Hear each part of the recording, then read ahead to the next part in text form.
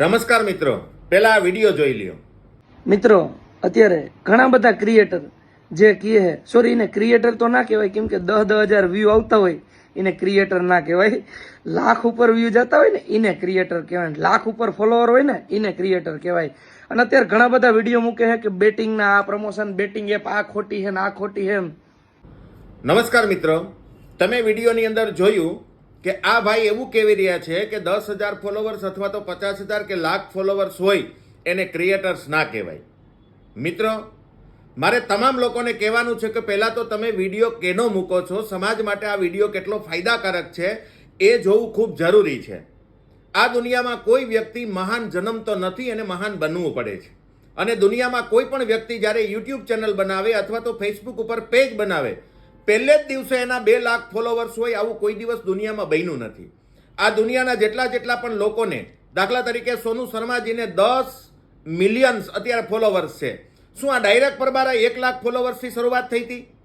મિત્રો, આવા ગુમરાહ કરવાવાળા વિડીયો અને ખાસ કરીને વર્ષા ફાઉન્ડેશન પેજ ઉપરથી વિનોદભાઈ તરીકે મારે જાહેર જનતાને કહેવું છે કે તમે એવા લોકો યુટ્યુબની અંદર ગોતો, એવા લોકો ફેસબુક ઉપર ગોતો કે જે મારા ને તમારા બાળકોને ગેમને રવાડે ચડાવે છે.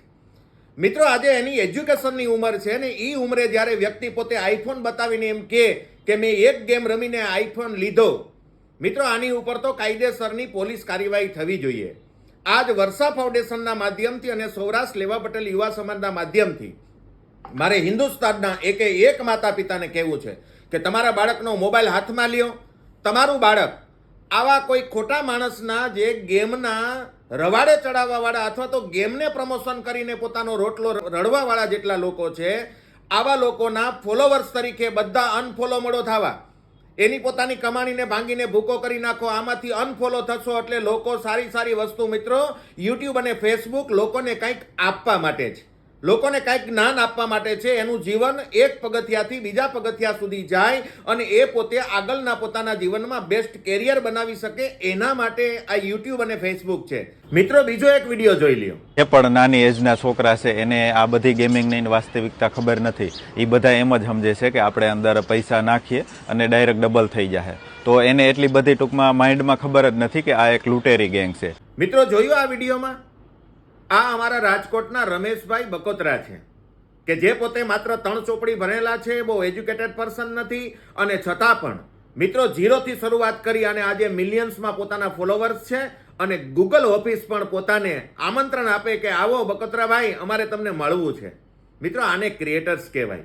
એટલે ક્યારેય પણ કોઈને નીચો આંકવાનો પ્રયત્ન ન કરીએ મિત્રો, કારણ કે હવે તો પોલીસ પ્રશાસન પણ થોડું સજાગ થઈ ગયું છે. જો તમે લોકોને ખોટે રેવાડે ચડાવવાના વિડીયો ચડાવશો તો મિત્રો, અમારી જેવી સંસ્થા કે જે સંસ્થા માત્ર ને માત્ર લોકોને યોગ્ય ટ્રેક ઉપર લઈ જાય છે, એ પણ પગલાં લેવા કદાચ એને પોતાને જરૂરી બને. એટલા માટે ખાસ મિત્રો, કેવા લોકોનું ફોલોવર્સ બનવું ને આ ખાસ જોવાની જરૂર છે. તો મિત્રો, આજે જ તમારા બાળકનો મોબાઈલ હાથમાં લઈ લ્યો અને ખોટી રીતે ગેમના રવાડે ચડાવતા હોય એવા તમામ લોકોમાં અનફોલોવર્સ થઈ જાઓ. એટલા કરીને આ લોકો ક્રિએટર્સ કોને કહેવાય એને ખ્યાલ આવી જશે. વર્ષા ફાઉન્ડેશન દ્વારા વિનોદભાઈના આપ સૌને નમસ્કાર, વંદે માતરમ, જય ભારત.